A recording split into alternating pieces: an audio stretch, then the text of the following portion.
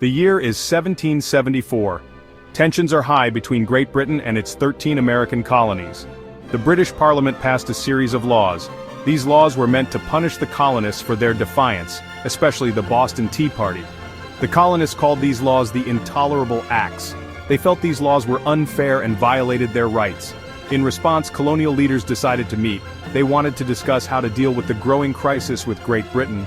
This meeting was called the First Continental Congress. It was held in Philadelphia in September 1774. Delegates from 12 of the 13 colonies attended. Only Georgia did not send a representative. The First Continental Congress issued a Declaration of Rights and Grievances. It asserted the colonists' rights and liberties. They also organized a boycott of British goods. The goal was to pressure Parliament to repeal the Intolerable Acts. They agreed to meet again the following year if their demands were not met. The situation worsened over the winter. Clashes between British troops and colonial militiamen broke out in Massachusetts. The most famous of these was the battles of Lexington and Concord in April 1775. These battles marked the beginning of the American Revolutionary War. With the outbreak of war, the need for a Second Continental Congress became urgent. Delegates from all 13 colonies convened in Philadelphia in May 1775. This time, Georgia joined the fold. They met at the Pennsylvania State House, later renamed Independence Hall. The atmosphere was charged with a mix of anxiety and determination. The Second Continental Congress faced a daunting task. They had to unite 13 separate colonies with different interests and priorities. They also had to organize an army and navy. Plus, they had to find a way to pay for a war against the most powerful nation on earth. The delegates were an impressive group of men. They were lawyers, merchants, planters, and doctors. Many of them were already prominent figures in their respective colonies. Among them were John Hancock, Thomas Jefferson, Benjamin Franklin, John Adams, and George Washington. Despite their differences, the delegates were united by a common goal. They wanted to secure their liberties and freedoms from British tyranny. They understood that the task before them was monumental, but they were determined to see it through. The Second Continental Congress operated much like a national government. However, it lacked any formal legal authority. The delegates knew they needed a framework for governing. This would help unite the colonies and direct the war effort. One of the first orders of business was to establish a Continental Army. They unanimously chose George Washington of Virginia as its commander-in-chief. Washington was a respected military leader. He had experience in the French and Indian War. He was also known for his integrity and commitment to the cause of liberty. The Congress authorized the printing of money to finance the war. They established committees to handle various aspects of the war effort. These included procuring supplies, negotiating with foreign powers, and handling prisoners of war. They also established a postal system and created a navy. The Congress also took on the role of a national government in other ways. They negotiated treaties, sent ambassadors to foreign countries, and dealt with Native American tribes. They were effectively running a new nation, even though they had not yet declared independence. The early years of the war were difficult for the Continental Army. They faced a much larger and better equipped British army. The Continental Army suffered a series of defeats. These included the loss of New York City in 1776. Morale was low and desertions were common. Despite these setbacks, the Second Continental Congress persevered. They continued to raise funds for the army. They also worked tirelessly to secure foreign assistance. They understood that their survival depended on help from other European powers. In 1777, the tide of the war began to turn. The Continental Army won a decisive victory at the Battle of Saratoga in New York. This victory proved to be a turning point in the war. It convinced France to formally ally with the United States. This provided much-needed military and financial support. The Congress continued to manage the war effort. They also grappled with the question of independence. Many delegates believed that the time had come to break away from Great Britain. They felt that the British government had shown itself to be tyrannical and unwilling to grant the colonies their rights. Section 5. Financing the fight. Financing the war was a constant challenge for the Second Continental Congress. They lacked the power to tax. This meant they had to rely on contributions from the states. However, the states were often reluctant or unable to provide sufficient funds. To raise money, the Congress issued paper money known as Continentals. Unfortunately, these notes depreciated rapidly due to a lack of confidence in the government's ability to back them. This led to inflation, which further strained the economy. The Congress also sought loans from foreign governments, particularly France and the Netherlands.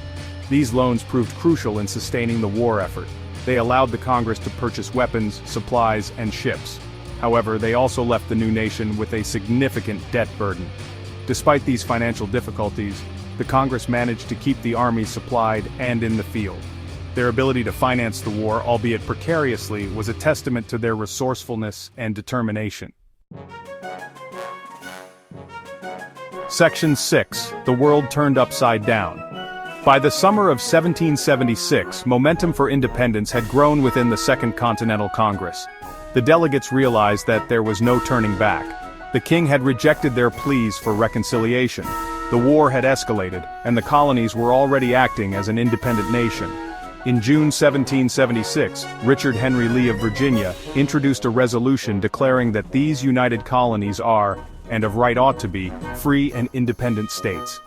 The Congress debated Lee's resolution for several days. Some delegates were hesitant to take such a bold step. They feared British retaliation. Others believed that declaring independence was premature. Despite these reservations, the Congress ultimately voted to adopt Lee's resolution on July 2, 1776.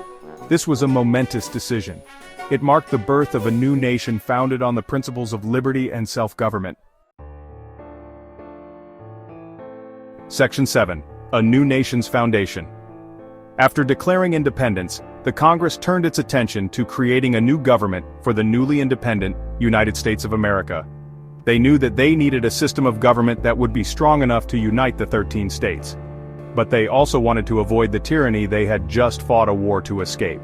In November 1777, the Congress adopted the Articles of Confederation. This document served as the first Constitution of the United States. The Articles of Confederation established a league of friendship among the 13 states. It created a weak central government with limited powers. Most of the power resided with the individual states. The Articles of Confederation reflected the delegates' fear of centralized power. They had just fought a war against what they perceived as a tyrannical central government. They were determined to prevent a similar situation from arising in their new nation. The Congress, under the Articles of Confederation, had the power to declare war, make treaties, coin money, and settle disputes between the states. However, it lacked the power to tax or to regulate commerce. This weakness would prove to be a major flaw in the Articles of Confederation. Section 8. From Congress to Confederation. The Articles of Confederation were sent to the states for ratification in 1777. However, it took nearly 4 years for all 13 states to ratify the document. The delay was due in part to disputes over Western land claims. The Articles of Confederation finally went into effect in March 1781. The Second Continental Congress was dissolved. It was replaced by the Congress of the Confederation. This new governing body operated under the framework established by the Articles of Confederation. The Congress of the Confederation faced numerous challenges during its 8-year existence. The weak central government proved ineffective in dealing with many of the problems facing the new nation. The lack of taxing power made it difficult to pay off war debts and to fund essential government functions. The Congress also struggled to regulate trade between the states. Each state acted in its own self-interest, often imposing tariffs on goods from other states. This economic chaos hindered the growth of a national economy. Section 9. A Legacy of Liberty. The Second Continental Congress played a pivotal role in the American Revolution and the founding of the United States. The Congress provided leadership during a time of crisis. They united the 13 colonies and guided them to victory against Great Britain. They declared independence, created the first national government, and laid the foundation for a new nation founded on the principles of liberty and self-government. The legacy of the Second Continental Congress is profound and enduring. The Declaration of Independence stands as a beacon of hope for people around the world who yearn for freedom and self-determination. The Congress's efforts to establish a new government based on the consent of the governed inspired generations of Americans and shaped the development of democratic institutions around the globe. While the Articles of Confederation ultimately proved inadequate, they represented an important step in the evolution of American governance. The Congress of the Confederation struggles highlighted the need for a stronger national government. This led to the Constitutional Convention of 1787 and the creation of the United States Constitution, which established a more perfect union and continues to serve as the supreme law of the land.